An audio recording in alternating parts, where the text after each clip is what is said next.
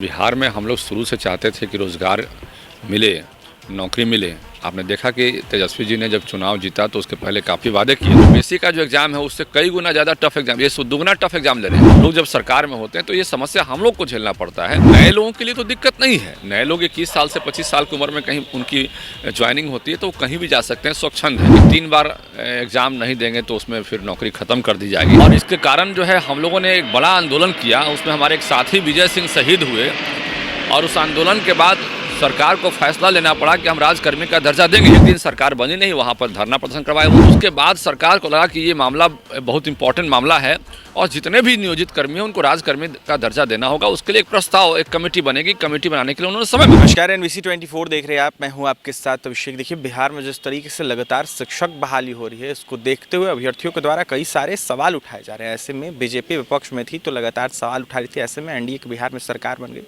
क्या कुछ होगा, लगातार अभ्यर्थियों के द्वारा पूछा जा रहा है। हमारे साथ बात करने के लिए बीजेपी MLC जीवन कुमार है, जुड़ेंगे, बात करेंगे। जीवन जी, विपक्ष में थे तो लगातार अभ्यर्थियों की आवाज़ उठा रहे थे। ऐसे में अब एनडीए की सरकार बन गई है, क्या अभ्यर्थियों की आवाज़ उठाएंगे?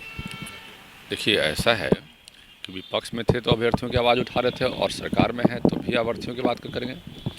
कोई फ़र्क नहीं पड़ेगा उसमें, क्योंकि देखिए, बिहार में हम लोग शुरू से चाहते थे कि रोज़गार मिले, नौकरी मिले। आपने देखा कि तेजस्वी जी ने जब चुनाव जीता तो उसके पहले काफ़ी वादे किए थे और उन्होंने जो वादा किया कि भाई हम चुनाव जीतने के बाद हम नौकरी देंगे, राजकर्मी का दर्जा देंगे, उन्होंने वादे किए, लेकिन अपने वादे पर तेजस्वी जी खरे नहीं उतरे। और इसके कारण जो है हम लोगों ने एक बड़ा आंदोलन किया, उसमें हमारे एक साथी विजय सिंह शहीद हुए और उस आंदोलन के बाद सरकार को फैसला लेना पड़ा कि हम राजकर्मी का दर्जा देंगे। और उसके बाद राजकर्मी का दर्जा देने का प्रस्ताव लाए। उसमें हमारे कई सांसद घायल हुए, कई विधायक घायल हुए, खुद हम भी उसमें हमें भी चोट लगी और भी हमारे कई साथी घायल हुए। तो उसके बाद सरकार को लगा कि ये मामला बहुत इंपॉर्टेंट मामला है और जितने भी नियोजित कर्मी हैं उनको राजकर्मी का दर्जा देना होगा। उसके लिए एक प्रस्ताव, एक कमेटी बनेगी। कमेटी बनाने के लिए उन्होंने समय मांगा और हाउस में समय लेकर फिर उस प्रस्ताव को पास किया।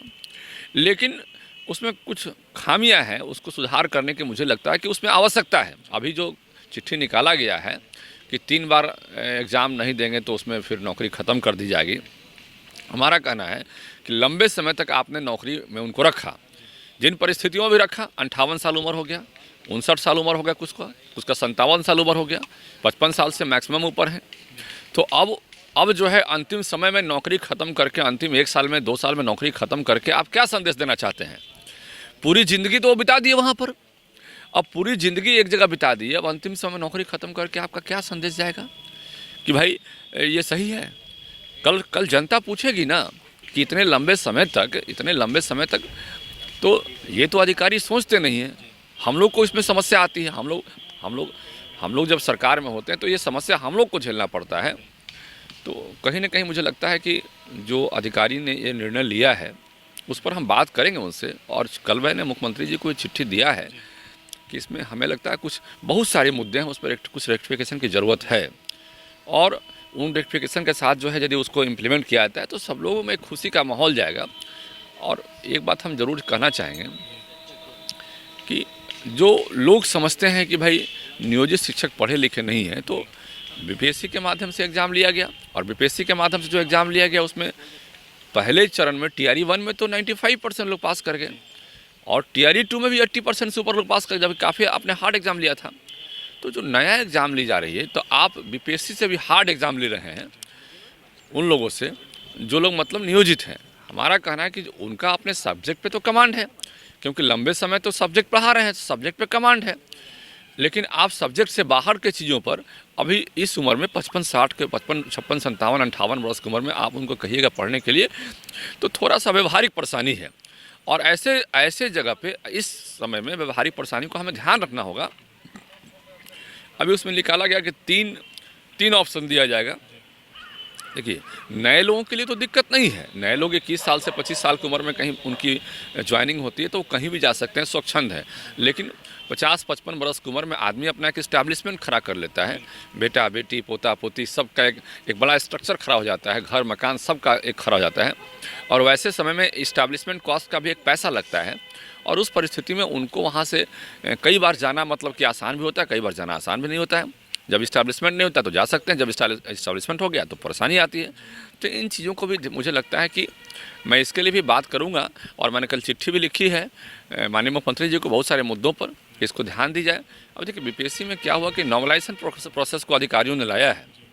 तो ये नॉर्मलाइजेशन प्रोसेस जो है उसमें क्या है कि जिसका नंबर 90% मान लिया कि किसी ने 90 नंबर लाया और किसी ने 60 नंबर लाया, तो उसमें क्या है कि 20 का एक एवरेज मार्किंग होने की प्रक्रिया है। तो 60 और 90 के बीच में 75 एक नंबर स्टैंडर्ड बीच में आता है। तो आप जानिए कि तो जो 90 नंबर लाएगा उसका नेगेटिव मार्किंग में मान लिया कि उसका 75 से नीचे गिरता है तो वो कहानी उसका ख़त्म है। नॉर्मलाइजेशन प्रोसेस जो है उनके लिए ये बीपीएससी से भी टफ एग्जाम ले रहे हैं। बीपीएससी का जो एग्जाम है उससे कई गुना ज़्यादा टफ एग्जाम, ये दुगना टफ एग्जाम ले रहे हैं। सुधार की जरूरत है जीवन जी। तो मुझे लगता है कि इन सारी व्यवहारिक चीज़ों को व्यवहारिकता के हिसाब से देखी जानी चाहिए, और फिर जो है उसके हिसाब से देखिए हम गुणवत्ता में समझौता की कभी कम बात नहीं करते। हमेशा हम चाहते हैं कि अधिकारी के मन में है कि गुणवत्ता में समझौता नहीं होना चाहिए, तो हम भी उनका समर्थन करते हैं। हम उन तमाम अधिकारियों का समर्थन करते हैं जो चाहते हैं कि गुणवत्ता में कोई कंप्रोमाइज़ नहीं हो, क्योंकि हमारे भी तो बच्चे, हमारे भी तो भाई भतीजा परिवार के लोग उसमें पढ़ते हैं। हम भी सरकारी स्कूल से पढ़े हैं। हम जब पहली बार 98 में IIT क्वालिफाई किए, ISM क्वालिफाई किए, तो हमारे मैक्सिमम पढ़ाई तो हमने सरकारी स्कूलों से ही पढ़ाई की है अपना। तो हमें भी लगता है कि सर, और उस वक्त टीचर्स का क्या मतलब कि जज्बा हुआ करता था।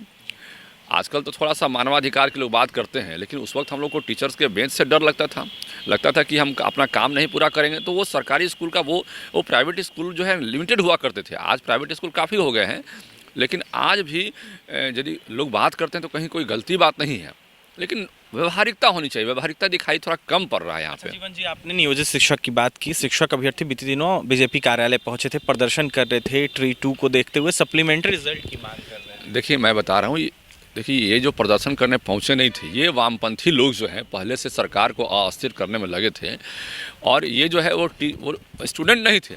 ये वामपंथियों का जो है ना, ये वामपंथी लोग पहले से भी देखा आंदोलन को फेल करने के लिए कई तरह के प्रयास किए। अब फिर से उनका काम है आंदोलन करना। उनको समाज से कोई लेना नहीं है, उनको जनता से कोई, उनको अभ्यर्थी से कोई लेना नहीं, उनका काम है आंदोलन करना। एक दिन सरकार बनी नहीं, वहाँ पर धरना प्रदर्शन करवाए वो। तो ये वामपंथी लोग जो हैं, ये लेफ्टिस्ट लोग जो हैं, उनको सरकार से कोई मतलब नहीं, उनको जनता से कोई मतलब नहीं, उनको सिस्टम से कोई मतलब नहीं। उनका काम है कोई भी काम हो झंडा लेकर चल देना है। सरकार हो, सरकार से बाहर हो, कोई एजेंडा हो, आप कह दीजिएगा हमको तबीयत खराब हो गया है, सर्दी खांसी बुखार का दवाई नहीं मिल रहा, तो तुरंत चल देंगे वहाँ पर। अब ये नहीं पता करें कि दवाई है कि नहीं वहाँ पर, आपकी कोई समस्या और है क्या है।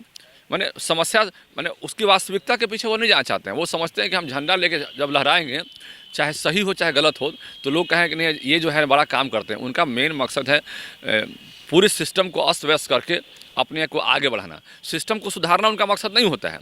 तो ये उन लोगों के प्रभाव में ऐसा हुआ है, उससे कोई मतलब नहीं है, उससे हम लोग कोई खास मतलब। लेकिन हम लोग निश्चित रूप से हम लोग चाहते हैं कि समस्याओं पर हम लोग काम करें, समस्याओं के समाधान पर काम करें।